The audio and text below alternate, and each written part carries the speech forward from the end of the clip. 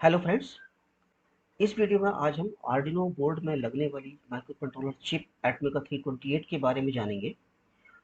हमारे पिछले वीडियो में हमने देखा था कि एक आर्डिनो बोर्ड में किस तरह से पावर सप्लाई दी जाती है, उसके पिंस के नंबर्स कैसे होते हैं, उसे कैसे यूज करते हैं। इस चिप के बारे में जानकारी लेने के लिए हम इस बोर्ड को थोड़ी देर के लिए यहाँ से हटा देते हैं और इस चिप को हम मैग्नीफाई करते हैं। इस चिप के अंदर कुछ इस तरह का सर्किट उसके अंदर होता है। ये एक छोटी सी माइक्रो कंट्रोलर चिप है और एक्चुअल में हमारी प्रोग्रामिंग इसी चिप में होती है। और इस चिप से ये मेटल्स के पिन कनेक्टेड होते हैं जिनका यूज़ हम अपने कंपोनेंट्स को कनेक्ट करने में यूज़ करते हैं। हम इनका यूज़ अच्छी तरह से कर पाएँ इसके लिए हमें इनके बारे में जानना ज़रूरी है कि इनकी प्रोग्रामिंग कैसे होती है। कोई भी आईसी अगर इस तरह से हाफ सर्किल इसका साइड अगर ये है तो उसके पिंस के नंबर 1 2 3 4 और इस तरह से 14 15 16 17 ये होते हैं। लेकिन जब यही चिप आर्डिनो के बोर्ड में लगाई जाती है तब इन पिंस का नंबर कुछ बदल जाता है। ये 0 नंबर का अगर आर्डिनो बोर्ड में नंबर ये है तो ये 0 नंबर यहाँ पर होता है। उसी तरह से ये 7 नंबर का पिन ये होता है, 8 नंबर का पिन ये होता है।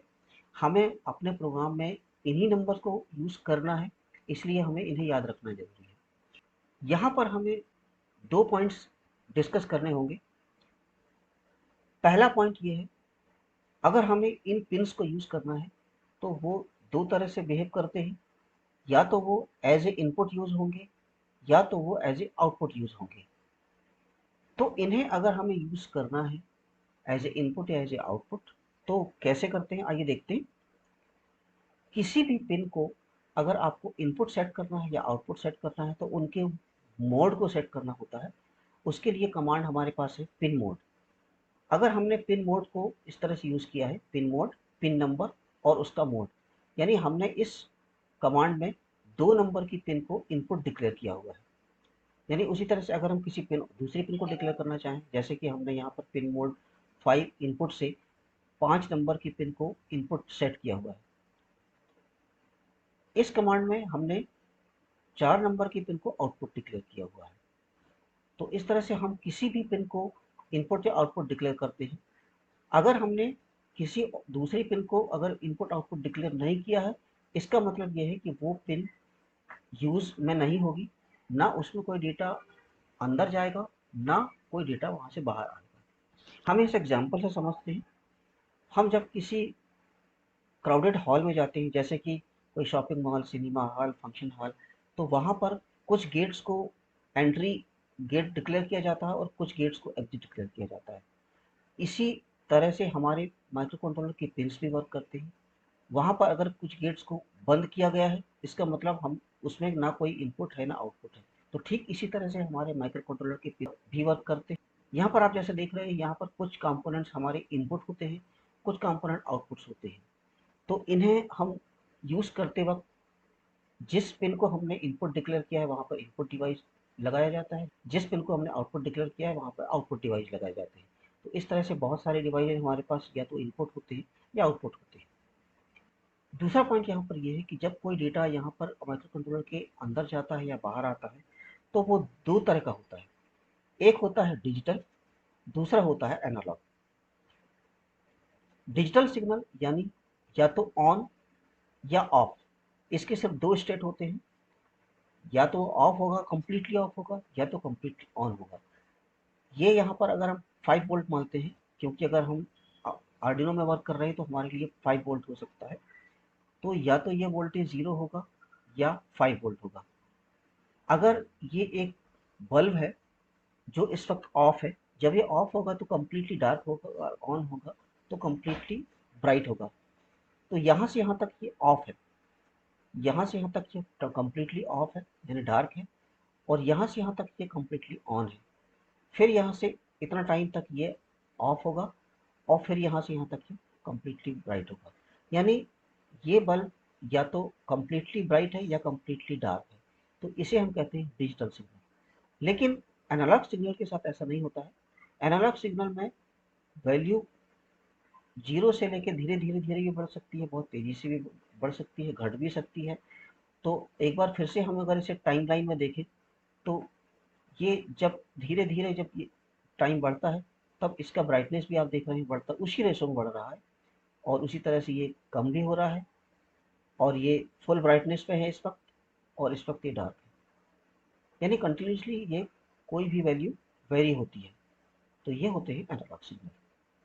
हम जिन कंपोनेंट्स को यूज करते हैं या तो इनपुट या आउटपुट, उनको यूज करने के लिए हम उनकी वैल्यू को माइक्रो कंट्रोलर में कैसे देते हैं या माइक्रो कंट्रोलर से इन डिवाइसेस में कैसे हम वैल्यू को लाते हैं वो देखते हैं। इसके लिए हम एनालॉग रीड फंक्शन यूज करते हैं अगर हमारे डिवाइस के इंफॉर्मेशन को इस माइक्रो कंट्रोलर के अंदर भेजना है तो। इसके लिए जैसे हमने यहाँ पर यूज किया है value equal to analogue read A1, इसका मतलब ये A1 नाम का पिन है, ये डिवाइस इस A1 में अगर कनेक्टेड है तो वो उस पिन से उस वैल्यू को रीड करेगा और वैल्यू नाम की इस वेरिएबल में स्टोर करके इस माइक्रो कंट्रोलर में सेव करके रखेगा।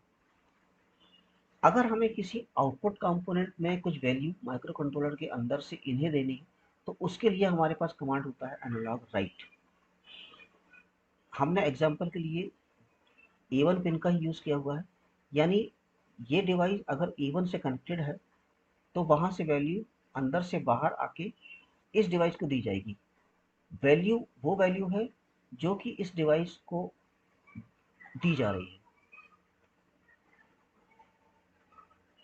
अब यहाँ पर कुछ कंपोनेंट्स कैटेगराइज किए गए हैं जो कि इनपुट आउटपुट और एनालॉग डिजिटल के कैटेगरी में होते हैं। जैसे कि ये जो कंपोनेंट है लाइट डिपेंडेंट रजिस्टर LDR, ये एनालॉग भी होता है और इनपुट डिवाइस भी है। उसी तरह से ये फ्लैश सेंसर है जो कि एज ए इनपुट यूज होता है और साथ साथ इसमें एनालॉग वैल्यू भी आती है। ये स्विच सिर्फ ऑन या ऑफ करता है, इसलिए ये डिजिटल के कैटेगरी में है और इनपुट है। तो इस तरह से ये कंपोनेंट हम आगे अभी यूज करेंगे। अब आइए देखते हैं कि प्रैक्टिकली हम इन्हें कैसे यूज कर सकते हैं। तो आइए अब हम एनालॉग और डिजिटल को समझने के लिए एक एक्सपेरिमेंट करते हैं। यहाँ पर हमने RGB LED का यूज किया हुआ है जो कि 3 कलर प्रोड्यूस करता है, रेड, ग्रीन एंड ब्लू। और इसकी ब्राइटनेस को इंडिविजुअली कलर को कंट्रोल करने के लिए हमने यहाँ पर ये 3 पोटेंशियोमीटर लगाए हुए हैं। ये पोटेंशियोमीटर की एनालॉग वैल्यू हम इन एनालॉग पिंस पर इनपुट करेंगे, यानी A1 A2 A3 pins input की तरह वर्क करेंगे और हमने RGB LED के तीनों पिंस को 3 PWM पिंस पर लगाया हुआ है। यहाँ पर ये सिंबल PWM पिन का होता है। यहाँ पर भी हम एनालॉग आउटपुट भेज सकते हैं। तो हमने यहाँ पर 3, 5 और 6 पिन को यूज किया है जो कि एज ए आउटपुट यूज होंगे। तो इन 3 पिंस पर R, G और B यानी रेड, ग्रीन और ब्लू के पॉइंट्स हमने कनेक्ट किए हुए हैं। जैसे हम इसकी वैल्यू को अगर यहाँ पर इंक्रीज करेंगे तो रेड की वैल्यू इंक्रीज होगी, अगर इसे करेंगे तो ग्रीन और इसे करेंगे तो ब्लू। और इसकी कोडिंग आइए देखते हैं। हमने जैसा कि हमने यहाँ पर कहा A1 A2 A3, क्योंकि हमें एनालॉग वैल्यू को इनपुट देना है तो हम इन 3 पिंस को हमने इनपुट डिक्लेयर किया है पिन मोड का यूज करके। और 3, 5 और 7 सॉरी 3, 5 एंड 6 पिंस को आउटपुट डिक्लेयर किया हुआ है। और यहीं पर हम इसके बाद एनालॉग रीड का यूज करके हमने 3 पिंस की वैल्यू को पढ़ा हुआ है A1 A2 A3। हमने उसे R, G और B में स्टोर किया है। इसके बाद हमने इनकी वैल्यू को मैप किया हुआ है ताकि हम इसमें एग्जैक्ट वैल्यू हमारे RGB में जा सके।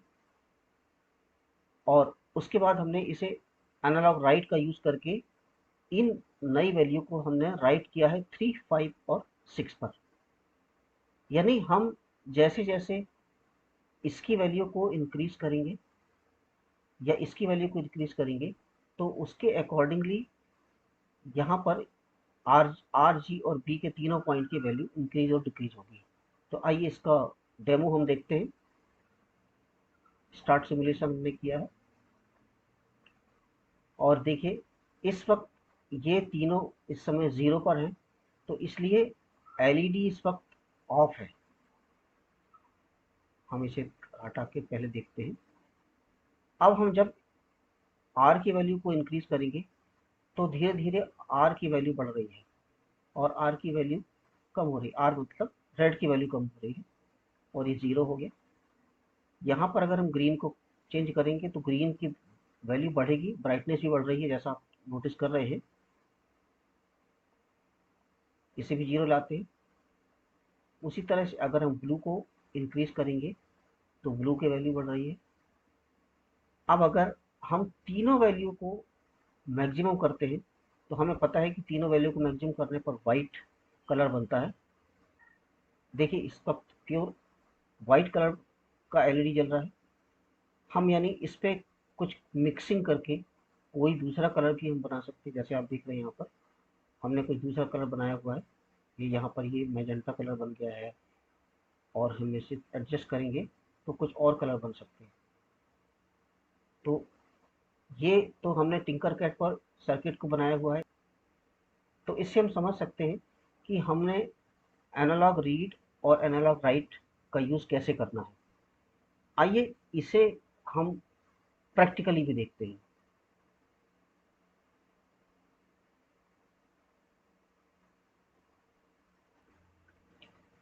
फ्रेंड्स, हमने सेम सर्किट को यहाँ पर रियल में बनाया हुआ है।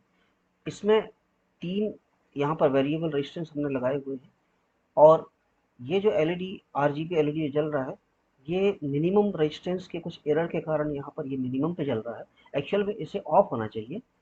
अब हम ये आर जी बी और तीनों को हम इंडिविजुअली कंट्रोल करके देखते हैं। जब हम इसे बढ़ा रहे हैं तब ये रेड का वैल्यू बढ़ रहा है।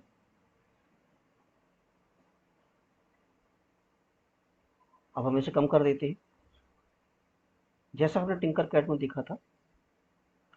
इसके बाद हम इसका ग्रीन वाले पॉइंट को हम बढ़ाते हैं तो अब ये ग्रीन का कलर इंक्रीज हो रहा है।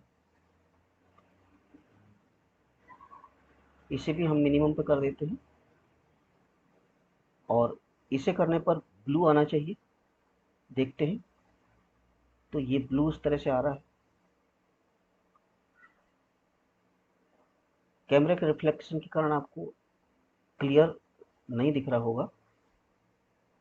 अब हम इन तीनों कलर को की वैल्यू को कम या ज़्यादा करके कोई दूसरा कलर भी हम इस तरह से बना सकते हैं। और हम जानते हैं कि जब हम तीनों कलर को एकदम फुल करते हैं तो वाइट कलर बनता है।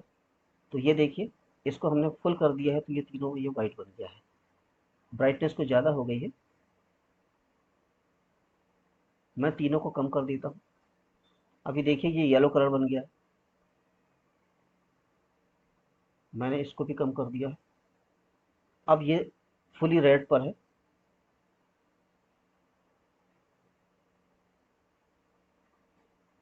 और ये रेड भी हमने कम कर दिया है।